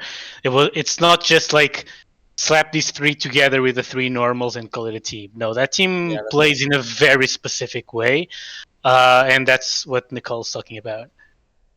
Yeah, anyway, Nicole said exactly what I wanted to say as well. ABR and XCal, they are like quote-unquote non-mainers. I don't even want to call them non-mainers, honestly, because they have played ABR mains RBY. I don't want to hear XCal team, basically, Yeah, they're just RBY players at this point. But yeah, they still have like that outside perspective on the tier, right? And they, as Nicole said, they really push the tier. And Chuva, he has always been the person to me who is like, as you said, maybe not the person who comes up with the new ideas the first, but he adapts to them so quickly. Like, I think he was the first person I played versus that used Snorlax list. And I'm actually like, probably one of the biggest Snorlax lovers out there. I still think like Snorlax could be number one over Tauros. Yeah, I remember us like talking in the RBY Invitational Discord, and I was going like, oh, you can replace Snorlax. You can somewhat easily find a team that can fulfill Snorlax's defensive and offensive utility, and you're like, yeah, of course, super easily. Like, Yeah, I really read Snorlax, and I actually thought like this Snorlax stuff is never gonna work. And maybe Chuva was not necessarily the first person who was building with it, but to me, he was like one of the first people who was actually getting results with it. And that's kind of like emblematic of Chuva's style to me. He picks up things very quickly. He plays so much with them, and whenever like a new idea is created, which I think will be happening a lot between the combined minds of ABR and XCal, I think he will be finding great success with it. So I am very excited for what we will be seeing here. Yeah, with like ABR's outside view on the tier, like when Nails and I were we played ABR first last SPL, and like something I noticed when like looking at him is like he builds like a current gen player. He brings a lot of unique ideas. Then of course when me and Narwhal teamed with ABR and XCal this past year in World Cup, like they were just so instrumental. They were like lighting the kitchen on fire, cooking. So I'm incredibly excited for them. And like something like we mentioned earlier with Chuva, like you can't really see it on the screen right now, but the first time I wrote about him was I ranked him last 9 because like I didn't rank my own team, but like honorary new player ranked last, etc., etc., etc. Like wasn't too high expectations, and he went like 6-3 his first year, maybe even better because I think he played in the playoffs. And then when like he was ranked second in like SPL 14, and then he kind of went through a bit of a dip in SPL, and then this past Invitational. Like please don't hype me and watch the game. And this past SPL, like things went down, but then past SPL, like he went like 5-4 last year, and like the most stacked pool of like SPL of all time. And so now I'm really excited. I don't know where he's ranked in the power rankings. I definitely should have read them, but I assume they're on like the higher end. So I'm excited to see how he does now when he. He's number 3. Yeah, number 3. Like what he's gonna do when he's number 3. I'm very excited. So yeah, this fucking the one with the Invitational 4 where he says, "I'm washed and I hate the game." That's the Invitational he beat me with no Snorlax. This fucking asshole. Do not believe him. He is not washed. That's the one he got second place that year. Like it's we had people still okay. I don't like doing this much, but I guess I'll talk a little bit about myself. People still talk regularly about my set versus him for losers finals. Oh yes. No, that 5 set where we brought 9 Zapdos. Yes. Oh, that shit was awesome. Yeah, so like that's like another very exciting matchup we'll get. Also, like round 1, like to me, I am very excited for Chuva Amaranth round 1. Unfortunately, I think it's like 5 a.m. Eastern tomorrow morning, which is going to be a bit tough. But like those are 2 players that like for the preparation alone, I probably respect the most, and I've worked with both of them so much. So I'm just so excited to see how they approach each other week 1. That's going to be incredible for me. Early bird gets the worm, man. Yes, gonna be tough. Oof. Any last thoughts? I think, yeah, go ahead. For me, Chuva is one of the more aggressive players, and that's why, like I mentioned with G7, like I don't want to see the matchup go up and I'm versus Chuva because it's just annoying. Like you actually have to think like all the time. Like you get complacent versus this guy and he predicts you 5 turns in a row and it's GG. And it's like okay, and then if you realize it, then you gotta climb back into the spot. But so yeah, he really predicts very well. Like I don't know. There's not a lot of players that like I remember for that, but like Chuva is definitely one of them. Yeah, for sure. That's probably his strongest suit. I was gonna mention it actually when Sema said if anyone had any last words. That's definitely his main selling point, in my opinion, his protection game. It comes off very naturally to him to put himself in his opponent's shoes, very, very naturally. And I'd say that his best trait also kind of leads to his biggest shortcoming, which is that he comes off so naturally for him that he tends to become a little bit of a clicker way too often, and that can be a little bit detrimental sometimes for him. That's pretty much the only shortcoming I can point to him. He's also been a very big part of my of this return to the game for me. I've played him a ton and talked to him a ton, and yeah, I would say like I had one of the major differences between how I used to play and how I play now is that I'd say I'm a more aggressive player now, and a lot of that comes from talking and playing a lot versus Shuva, because I agree with you guys. He's naturally very aggressive inclined. Yeah, I remember like when I would help Nails prep, like I was telling him like Chuva is the most like aggressive player like you will play in this pool. Like you have to take into account, and I think that's why like Chuva really did well against Nails is because he did so well. Like Nails, as we all know, is like a bit more passive, likes to spam like minimally punishable plays, and Chuva would just call him out and like destroyed him. Like I think like his playstyle matched up really well on the Nails. And then when I was prepping for him, like some behind the scenes to like the mind games that went into it, like at first, like I was like trying to determine like first what looked good into Nails, and like what I thought Chuva would bring, and I was trying to like pick a team that would look good into what I thought he was going to bring into us, what would look good into what Chuva usually brings, and then that would also break our own tendency. And then after all that, we still got owned. Like Chuva still beat me, and I was like, fuck that guy. But so I'm just very excited to see how he does this year. Like it's gonna be like just like all the other players. Like what a fun storyline! Oh my god.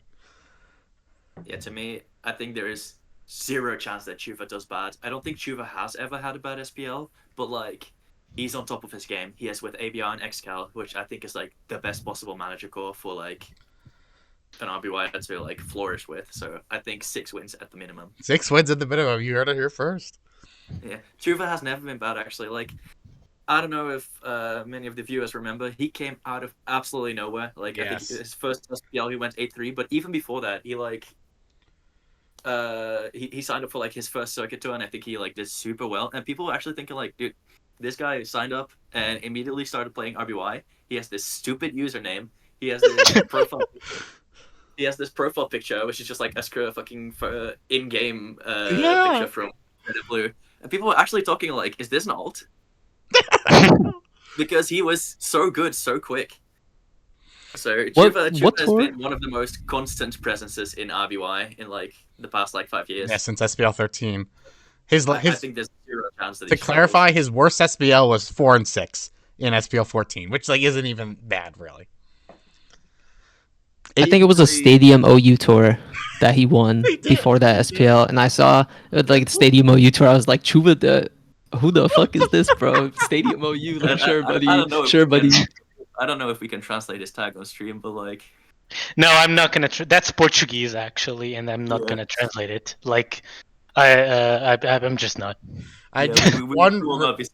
One really fun tidbit was like I had mentioned like Chuva does a lot, I would honestly say, for the community, really, like in the shadows behind the scenes. Like he basically, like him and like Nicole like really made this happen.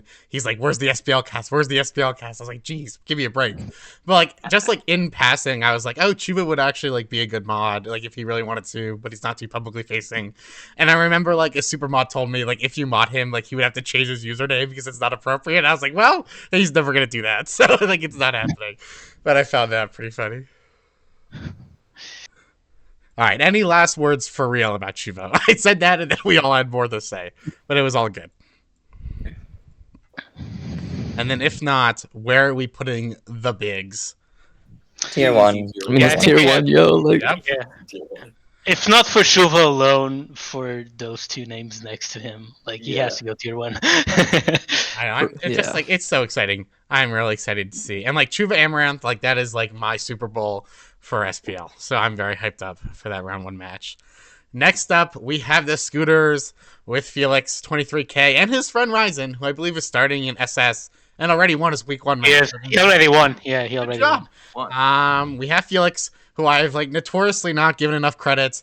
He's so good. I wanted to say first, he's so good. Like he won Invitational. He's gone like 6-3 in the last 2 SPLs. He's so good. He's so good. And like I'm saying this completely unironically. He's an absurdly good player. What else do we think? Then why was he last year's biggest snub? Stop. I will say most of the time when people complain about snubs, I usually think they're stupid. This is the one. Like this was on me, chat. My bad. Yeah. I think it's a very interesting statistic. Felix finds himself on the Scooters for the 5th time in a row, which is all SPLs he's played. And I think there's a reason for that. Like, everyone that teams with him is like, oh, this guy's the real deal. and yeah, he's gotten retained several times. And this time, there was a change in management. Actually, the 3 players on scooters were actually or 3 managers of the scooters. They were actually playing last season for the scooters, and I think they all realized like, oh, we need to get this guy back. Yeah, I just want to point out like a statistic that may not be obvious, but he is the player with the best win-loss differential in the history of Invitational so far. Yeah. 10-2. Yeah, it's absurd. Yeah, he already wanted to. And then yeah, we're talking about, much like you already said before, we're talking about a player that goes a little bit under the shadows because he tends to not expose himself much. But we're talking about a really, really good pilot here. He's not as flashy in the teams he uses. He tends to be more conservative in them. A bit German, like Nicole was saying before, let's put it that way. But what he, for some, what some would say that could be a shortcoming, once again, that's a little bit subjective. It's, even for those people, it's completely undeniable that we're talking about a very, very good pilot. I had the pleasure of playing him a few times already, and it's one of the hardest players I've ever played. It's always really, really fun to play him. Yeah, I was actually going to say the exact same thing. For me, Felix is a very consistent player. You know, not only in his builds, which he doesn't really stray a ton from. You know, he knows what he likes and he's very good with it. But also, like in the way he plays, it's very similar to Serpy, where they're not really rigid, but it's a very like systematic or like methodical way of playing. Yeah, They're methodical. always very Yeah. they're always very like aware of their top moves in pretty much like every situation. And to me, they're the players I look forward to facing the most. Because they play just like very solid for like pretty much all the game. And then also occasionally they'll just go for these pretty like hard to see outside the box plays that, you know, at first glance you wouldn't really consider it, but they just find it. And it's so tough to deal with those moves. But like if you manage to get on that level yourself, it's like pretty exhilarating. It's tough, but think- it's fun. It's what makes this game Yeah. fun. It's like finding a brilliant Felix- chess. Yeah, Felix also has a really intriguing approach to prep. I think it's pretty opposed to like Amaranth, I think, where he focuses much less on it than other players. To me, it's always very cool to see like clashes in ideology, and you know, it's worked very well for him. I guess it like, you know, focusing less on prep, because obviously he does do a little bit of prep, but having it not be a main focus, it sort of lets you avoid certain traps you can fall into, and you can sort of like play yourself by, you know, overthinking things and getting, I don't know, caught up in like, I don't know, when you think of like Zapdos and Rhydon and like matchup triangles, it can be really hard to like prep for everything. And I think he just sort of like is pretty free spirited. He takes what he likes and he plays well with it, and it works. So Yeah, Felix is like my antithesis. Like Nails made a really good graphic, like a few years ago, where it was like the left, like it was like a number line, and like on the left is like you run the counter versus on the right, like you run comfort. I am very much so like towards the left of the graphic, while Felix is on the complete right, and like it doesn't matter what he brings, like he's going to beat you. Like you might know exactly what's coming, and it just doesn't matter. Like he's gonna punch you in the face, and it's gonna work. And it's just like I agree with Nicole, like the completely different ideologies of how you approach SPL and RBY, and like both sides have seen immense success, and it's just completely fascinating how polarizing they are, but they both like lead to great success. Like Felix is one of like the most accomplished and like incredibly good players of the last 2 years. It's absurd. Yeah, and we're not even starting on his accomplishments in Fairy Gens, because those are we're not even starting on that. Yeah, Felix in his invitational debut, he went 6-0, won the tournament. Ellen Numbers, Marco, Hitmonlee, Xcal, Laro, and then Shuba. And then this past year, he went 4-2, and like still incredibly well. Beat Mako, Sceptross, before losing to Isa. He won 8 straight sets in RBY Invitational before losing. Like that is absurd. Then he beat Saltwind, he beat McMegan before losing to Nicole. I'm pretty sure it's the longest win streak in the history of Invitational. In RBY Invitational, like, is absurd. Like I can't even wrap my head around it. But yeah, I think like Felix, like anybody watching this, like you should know what you're getting into. Like Felix, like he's gonna stick to his strong spots and he's gonna win 6 games. And like I would be absolutely shocked if he does not hit 6 wins. Like similar to how Alice with Chuva. I'm gonna also add that I think that if you are trying to get better at OU, Felix is probably the player you want to be watching the most. I think most people would say Serpy, and I do not necessarily disagree with them. I love Serpy, but I think that when you're starting, you need to really understand, like, really shape your fundamentals. And the way Felix, the kind of teams Felix brings tend to be better geared towards that. I think you should really be watching him because it's like we were saying, amazing pilot who doesn't focus as much on prep, which means that to get better at the tier, it's exactly what you want. Yeah, I 100% agree. Like I've tutored now like 4 different people, and like Serpy and Felix, I'm like, you guys should like watch them play. Like their fundamentals are so strong. They are gonna make consistently excellent plays. Like they play the game like the correct way. I agree with Nicole how like they methodically go through, and it's extremely impressive. But yeah, like it's Felix. Like this dude won RBY Invitational. He's 12-7 in SPL these last 2 years. Like goddamn, he's so good. And week one, Felix versus Serpy, which has got to be one of like the most hype week 1 matchups since perhaps like Nails versus Troller like 2 years ago. Like it's crazy. I don't know if Ryzen learned from Felix or Serpy or both. No one can confirm, but I agree with Sceptross that the Germans, like you look at like their approach to the game, I think is very good for beginners. Yeah. Like some guy DM'd me on Smogon and was like, "Yo, like I'm trying to learn about RBY." I'm like, "Okay." And I have like a tab on my builder that I made like ironically called Ryzen's entire builder, and it's 5 teams. And I really think like that, like it's fine, like you can do that. And so when I manage, like my advice most of the time is just like, bro, just load up whatever you think is cool and you're good with, and if you play well, like it should be fine. Yeah, and Felix does that very well. Yeah, like everybody knows what's coming and it just doesn't matter. Like it's like that is just so fascinating to me. It's so impressive to me. And like I agree, like all the Germans are also like they are very similar. Like we were talking about buckets earlier. And like I also just find that fascinating how like they all come together and like make each other better. It's really nice to see for the community and of course for them for being so goddamn good. So I think I'm going to make the executive decision. Felix, we're going to put him in tier 1, obviously. Are we going to put him above or below Chuva, though, in the bigs? It's above, and it's not really a question. I will agree. I've long too disrespected Felix. Interesting. Like, I remember last year, like, I ranked Serpy and Felix, like, 3 and 4 in the power rankings, and I felt so bad because, like, I had to rank Troller first, and then I ranked ABR second. And I was like, why is like I'm ranking Felix 4th and he just won Invitational and just won 6 and 3? Like this is absurd. So like he's so good. We'll move on to the Sharks, which again is focusing on Nicole making her SPL debut. Congratulations, 6K. We'll also have Conflict and Violet River to support them.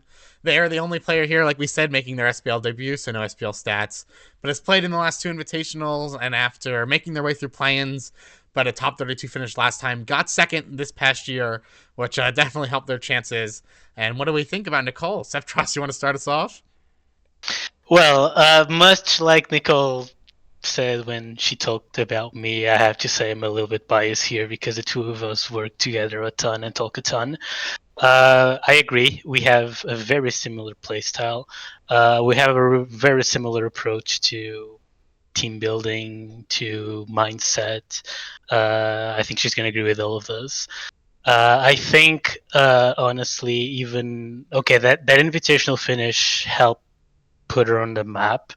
But even without that, I think she should still have started just based on skill and ability to see the metagame alone. I think her strongest suit is how quickly and how efficiently she understands the metagame, how good she understands like each piece, like what each piece in each team does, what's each Pokemon's role in the metagame, and her opinions are like always so well fundamented. I always found it that interesting in her because it was probably the hardest part for me, and I always found it fascinating how easy it was for her to see those things. I had to do a little bit more of work to get to that point, and that was really fascinating for me. In fun fact, in August of 2022, Amaranth said to Nicole, "You're improving pretty quickly, TBH. Nicole for SPL 2024 question mark." So he was pretty close, but still a very like methodic rise through RBY. And to get this point like this quickly is very impressive. Like I was shocked like hearing that Nicole is ranked so high, not because like I don't think she's fantastic, but because typically when you see like these mainers coming through the tiers who haven't really done much outside the community, they're typically ranked towards the bottom, like we saw with Chuva a few years ago. But she's like ranked 4th or 5th. Like that's crazy. I'm glad she's getting her flowers. If I may add to that, we had this player go into his first full season ranked number 1 in the power rankings. He had the 1-1 sheet record. Despite that, he was ranked number 1 almost unanimously. Oh, yes. You may have heard of him. His name is Heroic Troller. Yeah, so that's like, all I'm glad the RBY community is getting it right. Putting her so high so first. Not making an Emma mistake and ranking them last just because of their less experience. But like Nicole's rise through RBY has been truly like exceptional, and it's been very impressive. Definitely. Yeah. Anything I you think want to add? Or Alice, you want to go? Yeah, as Sceptross said, obviously the Invitational is the big result that put Nicole like on the map for the public eye. But like people who know RBY, people who watch the games, like obviously had their eye on Nicole for a while longer. And I think like the ranking like really reflects that. Like Nicole is 4th, and it's not just because of one tournament. Yeah, like she fought her way through plans and her first SPL, which like was really impressive, or her first invitational, which is really impressive. Yeah. And I was like, I have to invite her back next year, despite not like the results not going too well. I mean, she also faced Marco ASD round 1, so like, LOL. Yeah, she was. I'm gonna be honest. Anyone can do that. In my opinion, she was always a lock for the initial 30, but these are always subjective. Yeah. But, don't worry about it. Like I know, like she did really well in circuit. She finally got her big win, summer season on 2023, which is exciting. And I'm always super excited for first year SPL debuts. I think what issues you typically run into, like we talked about, is like adapting to the SPL. Like it's a long tournament, people are really prepping and tryharding a lot. But like Nicole already went through that with like Invitational. Like RBY Invitational is like a 9-10 round tournament. Like that's longer. Like that's just as long as the SPL regular season, and she showed her endurance. Of course, like I'm sure she got buys and such, but like she already excelled in a similar experience, and I'm sure that'll help her a lot. Nicole, do you want to talk about, or have you been like talking with Conflict, Violet River, anyone else on your team so far? How are you enjoying your first SPL so far? It's a lot of fun. Yeah. It's been really fun. I think I couldn't really ask for a better pool. I'm like pretty much excited to play everyone. I'm just pretty hungry to get into it really. It was also pretty flattering to be ranked 4th, but I think I don't know. Again, it goes back to what you value. I think for me personally, in the power rankings, it's very reasonable to value consistency and historic merit. So it's a little bit weird for me to be ranked 4th. I think I would probably have ranked myself like bottom of the pool really, just based on that alone. I think you can probably call it like Maynor glazing or whatever, but I also don't really care about power rankings. I'm here to play and do that. Exactly. That's the right approach. That's the right mindset. Very, very exciting. Like it's just I love good narrative storytelling, and like this is again like an SPL debut with one of like the hottest and like strongest mainers playing right now. It's gonna be a lot of fun. Like I can't wait. And her first game is actually in like an hour and a half, I believe. So hopefully we're done by then. I think we're making good pace. Yeah, we've only got 2 more after this. Any last comments on Nicole? I'm absolutely sure she's gonna play great. Once again, we don't know how her record is gonna be, but I'm absolutely sure she's gonna play great. That's right. It is always process over results at the end of the day. Yes, I'm very much a proponent of that, and everyone knows I think a lot like that. And I'm very sure Nicole is going to pull a great performance regardless of results. So where are we putting the Stark Sharks, headlined by Nicole, in our power rankings so far? I would agree with Sceptross. I do think Nicole will play great, obviously. However, one thing that I do want to note about the Stark Sharks before we get to ranking Nicole is that there's no real dedicated RBY sub or support. And luckily, Nicole, obviously, good friends with Sceptross, with Kaz, Juva. She will have people to talk to prep with. So I don't really think this will be an issue. But if something does go south, she may find herself stranded a bit. It's not going to go south. Yeah, like Conflict and Violet, I believe, are like their GSC and ADV starters, so it might be hard to really swap around. Yeah. But like the only way is through, so we're gonna see how it goes. Where are we putting Nicole and the Sharks? I'm going to be the guy who says it, tier 2. Yep. It's like tough. Like where are we putting her in this? Like, oh man. I think to me, what I did in my power rankings, I had Nicole and Sceptross right next to each other. I don't actually remember who I put. I think we should keep them next to each other. I think that's a good. Yeah, I don't actually remember who I put above. I think it was Nicole. It might have been Sceptross, but they've said about everything about each other that there's to say. Obviously, everyone knows they prep together, they play together, they have similar styles and similar skill levels, and obviously they both grew a lot in the past year. So I think both of them have been really on a comparable trajectory. And I think both of them will do great, obviously, as I've been saying. I just watched. So, yeah, I rank them together for the power rankings. I agree. I just watched Face Off 1997, and I feel like I'm getting a lot of similar vibes. If you guys have seen the movie with Nicole and Sceptross, I feel like they're destined to be together in the power rankings. We'll give it to Nicole because her name comes first alphabetically, and also ladies first, right? Yeah, ladies first, of course. And so we have 2 left, and we are coming to perhaps like the most accomplished and successful RBYer of the past 5 years. It is Serpy, who went for 27.5K, which might be the most for an RBYer. Like, I don't even know if Troller went that high. Not even Troller has come. Not even close, honestly. I think Troller's most was like 23.5 last year. Yeah, so like if you don't know who Serpy is, like I don't know what you're doing. Even if you've never played a game of RBY, like this dude is absurd. You can see just how long I've been writing about him. But like let's talk about Serpy. I think everyone knows how good he is, right? Yeah, like we touched on a little bit before, Serpy stands out for being extremely methodical. He mostly gets his wins, I would say, off of his absolutely amazing fundamentals.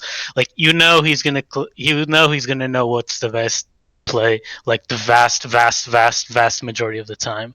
And he relies on that a lot because honestly, why wouldn't when you have such good fundamentals? He is not the flashiest of players. We talked about Shuva, for instance, who tends to be a bit flashier in my opinion.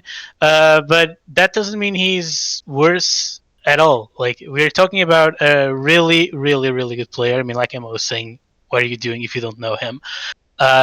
He also distinguishes himself a little bit from Felix in the sense that he's prone to bringing more variety, which creates an interesting dynamic that you'll generally see him more or less do the same lines with the same teams always, but he compensates for it with this variety, with this team variety. He's always, like, if you see him talk on the RBY Discord, he's always saying things like, I need to run this team because otherwise people know what's going to be my team, like from turn 5. So I need to run like this last, otherwise I get too predictable. I've seen him say several things like that, and it really shows. Like when you try to prepare for him, it really shows like how you can never know what he's bringing because he always has something that.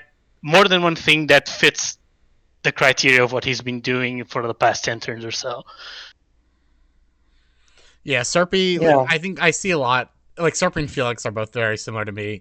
Like, they're 2 Germans who are good friends, who are very methodical in their approach, who rely more on just simply that they are the better player and they are going to beat you based on their fundamentals, which like they usually do. Like Serpy's 24-14 in SPL. He's 36-13 in the RBY 4-up tours, which is just absurd. Like obviously a bit lower in the level of the competition, but it just goes to speak on like how consistently incredible he is as a player. And I'm excited. I think like this is like with Troller out of the pool and ABR not playing. I believe Serpy was ranked first and if not second. I'm glad that the two Germans are finally headlining the power rankings because they really deserve it. Yeah, he's ranked number 1. Yeah, to me, I don't have a ton to say about Serpy. I think most of it has already been said.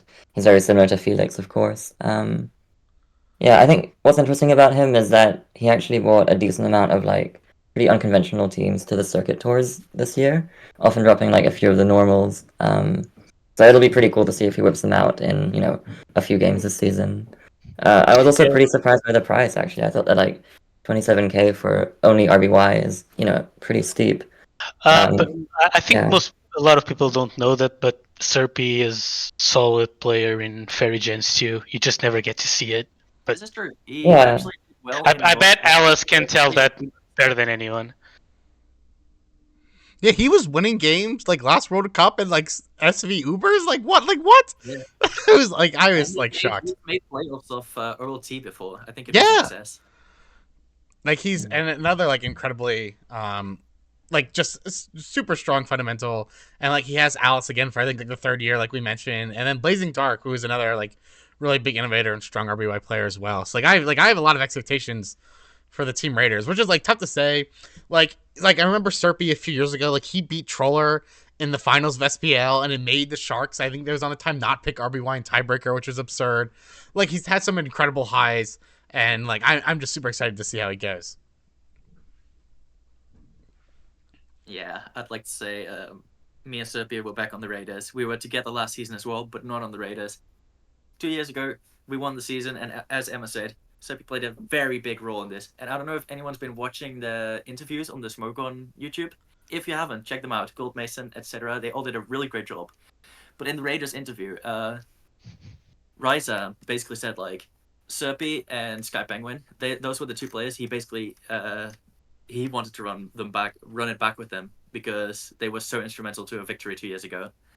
And I could not agree more. Like Serpy, I think 27.5, he's completely worth that. Obviously, I'm glazing because he's my teammate, but no, I think it's completely true. Like he's I think if there's any fucking player, not just in this tier, but in any tier, I think it's going to be Serpy that you want in that finals, playing the 12th game.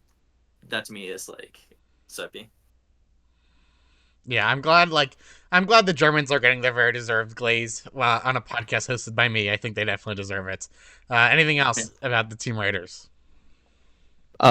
Maybe super glaze, but I was gonna say in terms of like eras, like right, we'll say it was the Marco era and the Troller era, and now Troller's done, and I really think it's the Serpy era, and for the most part on Smogon especially, like it's been the Serpy era. Like when you look at his achievements, his modern achievements, like he's clear of everyone, and it might be very obvious, like he just wins more often than everyone, and like there are a lot of tremendous players, but people like Serpy don't come around like all the time. Like this guy will just win one or two things every year, like all the time, and yeah, I think unanimous first for sure until it's shown that he's not. I completely agree. Like this year in Circuit, he won the Winter Seasonal, he won the Spring Seasonal, and he won the Ladder Tournament. Like, are you kidding me? He won like 3 out of the 4 like major individual tournaments this year. And like, what do we do? And he'll do it next year. Like, it doesn't fucking matter. Like, doesn't matter. Yeah. We actually have a really funny dynamic in which, because I also played a lot in the circuit this year, and we faced each other, I want to say 7 times during 2024. For the winter seasonal alone, we faced 3 times. So he's just simply inevitable. Like he's going to come win your tournament. It doesn't matter. He's gonna win like 6 times. Do you happen to know your record versus him in the 7 sets? Sorry, what? Do you happen to know how much sets you won versus him? I think we're 3. I'm down 3-4. I think that's it. Very competitive. Like to hear Yeah, that. yeah, we've been going back and forth actually. I was ahead, then he was ahead, then I tied, then he's ahead now. I'm pretty sure that's how it goes. It's gonna be like another super exciting set when you guys play, which is just like every single set. Yeah, it's just the usual, just another time. Yeah, I mean it's SPL. Is just so incredible. Like he's just so good. And like we were saying about Felix, like I agree. Like them two in particular. Like I tell my 2Ds, like if you want to get better at RBY, like don't watch me play. Like watch Serpy and Felix play. Like they don't really make mistakes. Their fundamentals are so strong. And like Narwhal said, like he just simply wins so much more than everybody else. And I'm really excited. Like I agree. I think he is like the face of RBY. I think he's the best RBY OU player on the planet at the moment. And I'm really excited to see what he's gonna do. Yeah, I'd like to say, now we talked about the era of Serpy, and I think Serpy is, to me, probably my pick for third best RBY player of all time, behind Troller and Marco. However, there's one more person that I think could contend for that third place spot, and more on that later. Nice. Yeah, I like you're hyping up the audience. Like that is good podcasting right there. I really appreciate it. So we're gonna put Serpy in tier 1 in the Raiders. I think we got to put him first. I won't lie. I think you have to put Serpy first. I don't think he's necessarily like much better than Felix. I think they're pretty similar. But the fact is that he played a lot more this year and he won pretty much everything. Yeah. You have to rank him first, yeah. But like Serpy and Felix, like they truly have deserved their top 2 rankings, and I'm glad they're getting them. And like I'm really excited to see how they're gonna do this year. And like Alice teased, we are moving on to possibly the player I am most excited to watch play, and that is Prince on the Wi-Fi Wolfpack. Went for 11.5K, the 4th most expensive RBY starter. Also has Isa, who I believe is completely on the bench, so we may see him sub in, and perhaps Prince move to ADV, as well as Mako, who is one of the most like accomplished RBYers of the SPL era. And it's Prince. He is the only player here who has not partaked in Invitational, but he finds himself starting for the SPL 16 Wi-Fi Wolfpack. What do we think, team? I think I was the only one who saw him play like actively. Correct me if Alice, did you see his? You were around too. Okay. We were talking about the year of Marco, the year of Troller, and the year of Serpy. But between the year of Marco and the year of Troller, you could say there was a little bit of a gray line, and it is. You can arguably say that there was an era of Prince there. He's a player that he has a lot of that Italian play style. Everyone knows what's about in his play. He's very, very good. He has very, very good fundamentals. And yeah, he won a lot. He won, if I'm not mistaken, I'm not sure if it was 3 or 4 master tournaments in a row on Pokemon Perfect. I think it might, yeah, like 3 or 4 in a row, which is crazy. Which is insane. Think like for the newer generations, think about like winning 3 or 4 seasonals in a row in an era where pretty much everyone was playing them. So yeah, that's how dominant Alex was at a time, and that's why I say we can arguably say there was an era of Prince. I said in the very beginning that I think there were 2 players who were a little bit shafted in their power rankings. I'm gonna say that Prince is the other player. He got, if I'm not mistaken, number 9, which clearly happened mostly because of how absent he has been for a long time. But don't think that means he's the 9th. Like he is poor, like a bad player at all. Like I happened to be the one playing against him on Sunday, and I do not expect it to be an easy set by any means. In fact, I expect it to be a really challenging one. We actually faced each other once for SPL already, and I'm really looking forward to see how it's going to go this time, because I really rate him highly. And yeah, I think he's going to do great this SPL. I'm sure that if he's motivated, he's going to do very well. Once again, I stress this. When I say go very well, I don't mean results. I mean playing ability. And I have exactly 0 doubt that Alex will deliver that playing ability here in this SPL. Yeah, Prince last played, for reference, in SPL 11, which I believe was 2020, and we're now in 2025. And like he hasn't played a single invitational, so he's been like like at least in the public eye, completely gone. So I'm just fascinated to see. And like, Yeah, him, and Genesis share that fact. It yeah, was all our played in. I was just looking. That's very Yep. another fun storyline. But like as we mentioned earlier, like Prince like every year would sign up and then delete. And at least like my logical assumption is if he stayed in, like that means he's like legitimately like he's committed, he's ready to play. Like I think he peaked the ladder. He posted about that on the forum. So if he's in, like he should be ready to go. And like I am very, very excited to see a motivated Prince back in RBY. I would like to point out the last time we saw Prince SPL 11, obviously, his team won the tournament, and it was very largely because of him. He went like 8-4, I think. But it was actually mostly not an RBY. He mostly played ADP. Yeah, he only had like 3 And games at he RBY. ended up Yeah, and if you finals go tiebreaker check his against record in ADP. ADV, you're gonna see that it was very good. Yeah. And actually, that's like my next point. Obviously, he's very great at ADP and RBY both, which I think I really like about this Wolfpack draft. They picked Marco as their ADV, who obviously is also really great at RBY. So that could be an interesting swap. But and we have still Isa too as well. let's He can not- sub into RBY. and Isaac on the bench as well. Isaac could have easily started in this pool, coming off a great year with the top 4 in Invitational, I think, and finals of Cup. Yes. Yep. Yeah.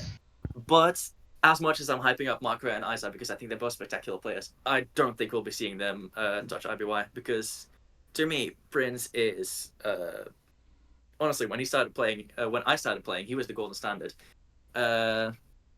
Sceptross spoke of how there was a bit of a gray area for the era between Marco and Troller, but actually that's not really how I remember it because, well, obviously what he's saying is correct, but like the way I viewed it at the time was Marco never really played on Smogon as much as he did on PP, and obviously I don't know if you all have ever seen Marco's trophy case on PP, but it is Yeah. it does not fit on one line on your screen. It was listed once and very famously as literally too long to show. Yeah. Obviously, I think everyone at the time would agree that Marco was the best player, but he never really took to Smogon as much. Whereas Prince was playing multiple SPLs, he won an RBY Cup, so I think many people would consider him like. Oh, I missed that, but yeah, he did. Fuck. Yeah. Yeah. My bad. I was Yeah. about to pick that. And yeah, that's like the only thing you can really say about Troll and Marco's like what Marco and Troll are lacking in the comparison. They never really won an RBY Cup. Marco did pick up an invitational victory this year, so it's kind of a moot point at that point. But anyway, Prince, he was him at that point. And it's been forever since we saw him play. And yeah, as Emma said, I kind of like feel like just taking his word for it. He said multiple times he was motivated, and I joked like 10 times, okay, he's gonna delete. Yeah, But- I did that. He was laddering a ton, he peaked in RBY, and he's been talking about how motivated he is. And yeah, Prince, when he's motivated, Alexander, he's the best.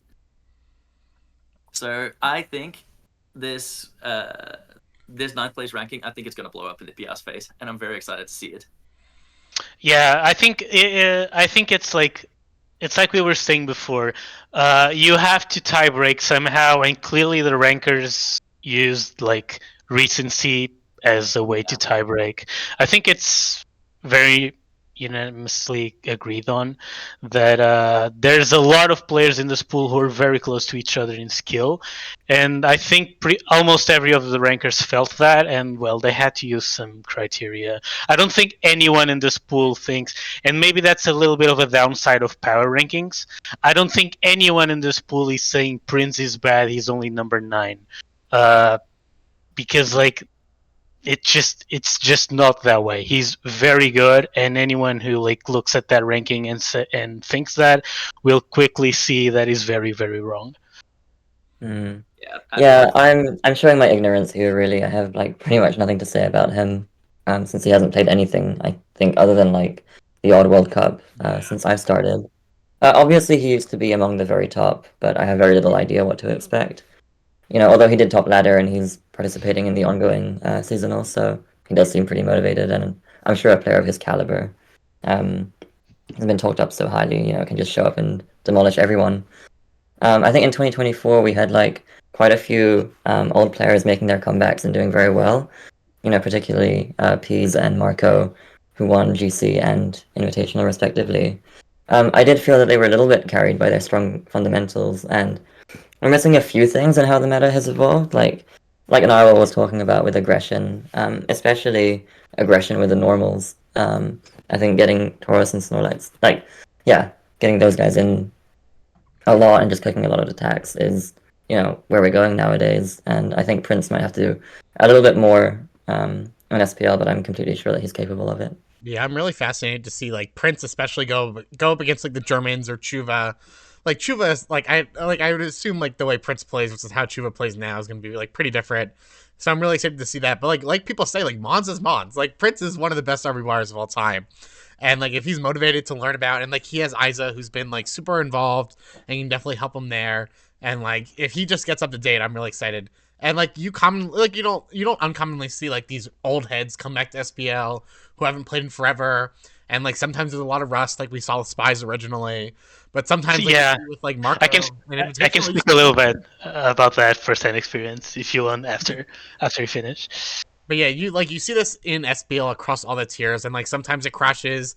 It turns out they don't have it, and they just kind of shell away. But sometimes like it doesn't matter. Like it doesn't matter that it's been 10 years. Like Prince is Prince, Mons is Mons, RBY is RBY, and he might just kill it. We'll see. Yeah, having went through that, that process of having to adapt to a completely different metagame from when I used to play before, it comes down to adaptability. Really, we've seen some old players struggling a little bit more with the new way of playing RBY. We've seen others that have adapted pretty well, and Nicole was talking about Peas and Marco, and those are two very good examples of people who had to adapt. I distinctively remember Peace saying, "People play so well these days." You could clearly, see like how he was, how it was this a manifestation of, okay, I have to adapt. I went through the exact same thinking when I had to adapt. But yeah, it's something you just have to do. You have to play with the cards you're dealt. You have to adapt to different circumstances. RBY, despite being as old as me, which is like almost 30 years old, continuously changes. The metagame continuously changes. The way of playing it continuously changes, and adaptability is really important. And that's going to be the key variable here that Prince is going to have to show that he's capable of. That's literally the only thing I can point to Prince like as a possible shortcoming, because he's playing, his team building, all of that, I absolutely cannot, even if he shows at the level he showed 5 years ago. Yeah, it's another fascinating like narrative storytelling, like Prince coming back. Like I don't know, I'm just so excited. Like Prince and I are like pretty close as well, and like I always like yelled at him basically every SPL. I'm like, why'd you delete? Like this is ridiculous. And now he's in. I'm like, holy shit, it's Prince. And like Nicole, I never really saw like Prince or when he was known by Alexander playing RBY. I've just heard these stories, these legends, and so seeing that come to fruition and like getting to see with my own eyes, like it's just simply fascinating. Yeah, I would like to say one more thing to give an idea about how good Prince was back in the day. In SPL 10, which I think is like the last full season of RBY Prince played. I guess he didn't play a full season back then. Anyway, back then RBY was respected a bit less. People used to treat RBY like a bit of a coin flip tier, and people were a bit less wary, or a bit more wary to spend big on it.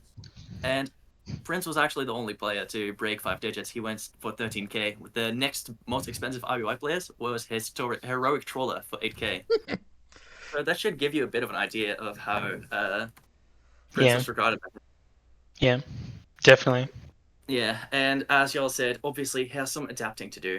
But I would like to point out, Prince is definitely the most established player outside of RBY in this pool as well. He has an individual trophy. No one else here has that. He won an OLT back in the day. And I think that really shows Prince can play whatever, he can do whatever. So to me, even if RBY is different, he will catch up. He will be there. Definitely. I'm sure of that. Very exciting. So where are we, unless anyone else has any last thoughts, where are we putting the Wolfpack and Prince? I'm gonna be once again the guy who says tier 2. Yeah, but like I have no idea where to put Prince. I won't lie. This tier 2 is ridiculous. Yeah, I had no idea. I think I submitted him as 6th, I think. But yeah. I'd also put him close to Spies, in my opinion. Because they're they're a little bit similar, where their levels are a little bit unknown. I think I'd put him above Spies right now. But I don't know what you guys think. In my humble opinion, I do think Prince is a tier 1 player. But of course, I understand where y'all are coming from. Yeah, exactly. Aliss, it's exactly what I think too. We can put him at the top of tier 2. I think we can leave tier 1 for the Germans and Chuba. Yeah. I think they did it. The only reason why he's not tier 1 is because he's a question mark right now. That's the only reason. We'll put him in tier 2. And so that is our final rankings. So the Raiders and Serpy, followed by Scooters Felix and Bigs Chuva are tier 1. Then tier 2, I think the order could definitely be shuffled around. Like, even if you asked us, like, tomorrow, it'd probably be different. But it's the Wolfpack with Prince, Classiest with Kaz, Ruiners with Amaranth, Tyrants with Spies, Sharks with Nicole, and then Kairos with Sceptross. And then our only tier 3 are the Tigers and Genesis 7. But hey, like, that doesn't matter. This is SPL. Anything can happen, and Genesis is a strong player in his own right. And then, so just quickly before we head off, I wanted to talk about the week 1 matchups just really quickly. In like 2 hours, I believe we have Nicole versus Spies in her debut, and Spies' first like official tournament game in a few years, which should be very exciting. Then we have Chuva versus Amaranth at 5 a.m. my time, which to me is like my Super Bowl. 2 incredible preppers I'm really excited about. Then we have Serpy Felix, like come on, 1 versus 2, the 2 Germans, 2 best players of the last few years, like amazing. Genesis 7 makes his return to SPL against Kaz, and we'll see what he whips out. I know last year he opened up with something very standard, so I'm very excited to see what he does. And then lastly, Prince versus Sceptross. Again, another like reunion of the SPL like 11 gang. So what's everybody's like most, what are you guys most looking forward to in week 1? What's your favorite matchup? Well, I'll be boring and go with Serpy Felix. It's a really basic pick, but it's gonna be very, very high level. And that's what I want. It's gonna be very hard to be more exciting than 1 versus 2 for me. Obviously, I'm gonna be very boring and say Sceptross versus Prince. Nah, I mean that's like very fascinating to me. That was actually gonna be like my other pick because the return of Prince is like a generational event to me. No, literally. I'm sorry, Sceptross, but I gotta root for Prince there. Oh, actually, I think last time Amaranth and Chuva played, it was in Ladder Tour, and Amaranth kind of tilted quite a bit. So that's a very funny rematch. I want to see how that goes. I mean, they're all bangers. Like, even, like, I've not paid attention to anything RBY related since, like, the end of Invitational, but there's something about SPL that gets you all excited. Like, I'm not, like, it doesn't matter that I'm not on a team. I'm really excited to see this just purely as a spectator. Like, there's something about SPL that it's just different than every other tournament, and I'm really excited. Yeah. So thank you guys so much, Aliss, Nicole, Sceptross, and Narwhal for joining me. This was really fun. We basically hit 2 hours, even though this was put together last minute. Any final words for our viewers? Yeah, I think you should definitely stay around for the season of RBY because I think all of these players will give you excellent games, and I think it's going to be really, really hype. This is a really good pool. This is going to be a really fun season, I'm sure, where everyone will play very well. And yeah, I'm really, really looking forward to it, and I hope you are too. It's an absolutely excellent pool, and I think everyone that has been drafted will do well. But even if they don't, the lineup of substitutes on the bench, there's like Ryzen, Larixil, Kaiser, obviously, even people like that are playing in other tiers like Ryzen. Play RBY again? That'd be pretty hype. They could find themselves back in. You never know what SPL has to bring, but it's going to be a great season. All right, it really was a lot of fun. I'm getting all excited back up in RBY again. So thank you all to you guys for joining. Thank you all for listening, and maybe we'll be back like every 3 weeks with a rotating cast to catch up on SPL. I'll see you all next time. Bye. Goodbye.